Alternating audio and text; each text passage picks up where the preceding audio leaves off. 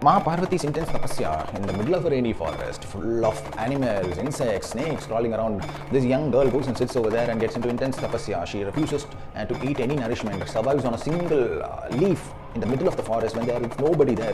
Her tapasya is so intense that Mahadeva, deeply in his samadhi, begins to stir and he begins to realize that there is something happening, that some girl somewhere is so intensely powerful in her tapasya. What is this? So he mentally sends his Sapta Rishis to go and have a questioning session with her so that they will successfully divert her. And that was their goal. In the story, there is a very beautiful hint that Mahadev, esoteric meaning that he has placed upon something that you need to realize as you go higher in spirituality. So when the Sapta Rishis land there and they start questioning Parvati on what are you doing there in the middle of the forest? A young girl like you should be spending your life in glory, happiness, be dancing in the mountains with your friends. You should be happily roaming around in the streets. What are you doing here? At that moment, she says, very shyly, she says that you might laugh, but I am sitting here in order to attain Mahadeva as my divine consort. That is why I am sitting here in this tapasya in the middle of this forest. So they are like, okay, we understand that, but there is nothing to laugh about. But how can a young girl like you even think of Mahadeva as a consort? How would you want to be one with Mahadeva? You should not marry somebody like Mahavishnu. Should you not, with such great placement of charts that you have, such great astronomical birth that you have, you should not be looking at Mahadeva who resides in the greatest smashana of the Devaloka itself. And then Devas die, and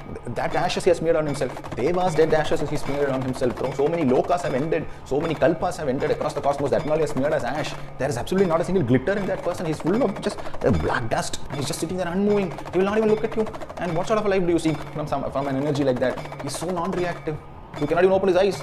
Shouldn't you go after Mahavishnu, who's full of life, prana, the whole Devaloka goes after her, the women and men, everybody in the Mrityu Loka, all the Lokas. Asuras also fall in love with what a handsome being Mahavishnu is, what a Rajo Guna he has, shouldn't you go there? So she says, I have no intentions for a physical marriage. It is not about physically marrying to attain Mahavishnu and his beauty, his grandeur. I'm not interested in something like that. What I need is to become part of Shiva. So here, we need to actually understand that Mahadeva and Parvati are not physically one with each other. They're not physically trying to marry each other. They're trying to spiritually become a single being. They're trying to become a single soul, a single piece of soul. So what